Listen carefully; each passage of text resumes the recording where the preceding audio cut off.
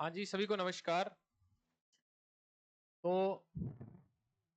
अभी स्कूल व्याख्याता का एग्जाम है। हिंदी के विद्यार्थी जो द्वितीय प्रश्न पत्र जिनका हिंदी विषय है, उनसे संबंधित विद्यार्थियों के लिए वीडियो काफी कारगर साबित होगा। अभी जो समय है वो उन सब के लिए बता दूं कि आपको अभी क्या करना है, क्योंकि बहुत सारे बच्चे इतने तैयारी कर रहे हैं, इतनी अच्छी ढंग से तैयारी कर रहे हैं, लेकिन फिर भी अंतिम समय में आके वो घबरा जाते हैं। उनके लिए समय समय पर बिल्कुल निःशुल्क मार्गदर्शन कक्षाएं मैं दे रहा हूं। उसी कड़ी में आज जो ये वीडियो है, ये वीडियो आपके लिए बड़ा कारगर साबित होगा, क्योंकि स्कूल व्याख्याता हिंदी में पिछली बार की बात करूं तो पिछली बार की बात करें तो प्रथम प्रश्न पत्र पास नहीं हुआ था। सेकंड प्रश्न पत्र जो हिंदी था वो बहुत सारे बच्चों के अच्छे अच्छे नंबर से पास हुआ था। प्रथम प्रश्न पत्र सेकंड प्रश्न पत्र की बात करें तो इन दिनों में आप क्या काम करो, इन दिनों में आप ये जो प्रथम प्रश्न पत्र है और सेकंड प्रश्न पत्र है,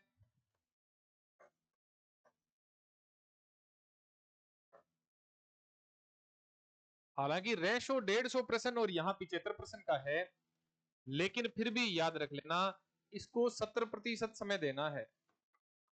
अब वर्तमान में इसको 70% समय दो और इसको इसको 30% समय दो भाई। आपने औसत एक दिन में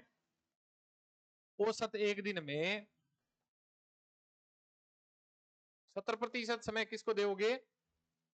प्रथम प्रश्न पत्र को दोगे। क्यों कह रहा हूं ये बात?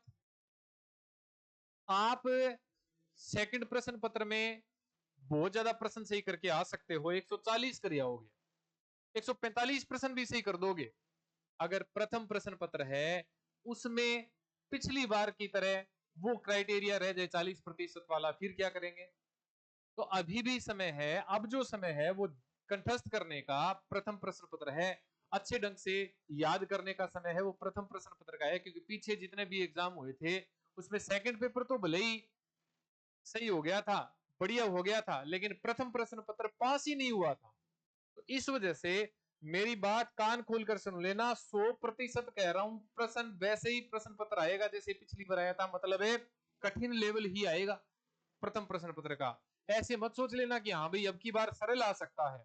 आप अपनी तैयारी को अच्छे ढंग से उसी हिसाब से तैयार करो, प्रथम प्रश्न पत्र की कोई समस्या न आए। बल्कि प्रश्न पत्र तो 100% टफ ही आएगा। जो लेवल है वो भयंकर से भयंकर लेवल आएगा फर्स्ट पेपर का। मैथ है, रीजनिंग है, इंग्लिश है, साइंस है, मैनेजमेंट है, राजस्थान ज्योग्राफी है, पॉलिटिकल साइंस है, आर्ट कल्चरल हिस्ट्री को ज्यादा तो जो मत देना, क्योंकि वो तो जितना पढ़ रखा है उतना ही होगा।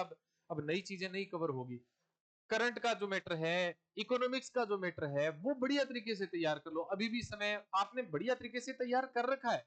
ऐसी बात नहीं है कि अब आप जागोगे अब आप तैयार करोगे, लेकिन जो तैयार कर रखा है उसमें से आप उस जो मैंने अभी टॉपिक बोले उन टॉपिकों का ज्यादा रिवीजन करो आप, ताकि वहां से कोई गलती न हो पाए। आंकड़े जितने भी है, करंट जीके के आंकड़े हैं, इको सर्वे के जितने भी आंकड़े हैं, वो सारे आंकड़े कंठस्थ होने चाहिए आपके। वो आपको पार लगा देंगे। आप जीके में कितने ही धुरंधर क्यों ना हो, अगर आपको इको सर्वे नहीं आता है, करंट जीके नहीं आता है, तो आपको बहुत मुश्किल आने वाली है। तो आंकड़े जो है वो आंकड़े रट लो अब वर्तमान में। मैथ और रीजनिंग है, साइंस है, इंग्लिश है। आपने एक दो चीजें छोड़ रखी होगी, मेरे को पता है, कोई साइंस को छोड़ रहा है, कोई इंग्लिश को छोड़ रहा है, कोई मैथ्स को छोड़ रहा है।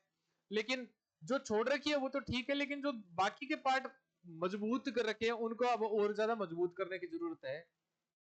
फर्स्ट पेपर वालों को बता रहा हूं मैं, जो जिनका विषय हिंदी है, क्योंकि हिंदी में लगभग बच्चे 40% वाले क्राइटेरिया में तो नहीं उलझते, लेकिन जो प्रथम प्रश्न पत्र है उसके 40% के क्राइटेरिया में फंस जाते हैं वो, उनको समस्या आती है। हिंदी के चलो 4 प्रश्न सही कर देंगे, 5 कर देंगे, लेकिन बाकी के तो बहुत ज्यादा प्रश्न आते हैं और बहुत ज्यादा डीप पूछे जाते हैं, और पेपर वैसा ही डीप आने वाला है। कान कुल खोलकर सुन लो, जिस दिन पेपर होगा उसके दूसरे दिन भी अपने कहेंगे, क्योंकि जितने भी पेपर हो रहे हैं वो सारे के सारे पेपर टफ ही से टफ लेवल के आ रहे हैं। और आजकल इतने लीक का माहौल बना हुआ है, तो लीक के माहौल में इजी पेपर नहीं आएगा भाई।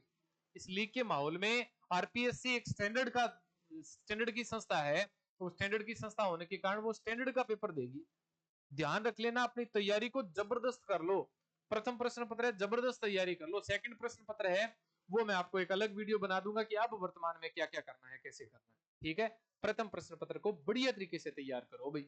ठीक है, मिलते हैं अगले वीडियो में। कोई भी प्रकार की समस्या हो, समस्या के समाधान के लिए मैं तैयार रहेंगे। धन्यवाद।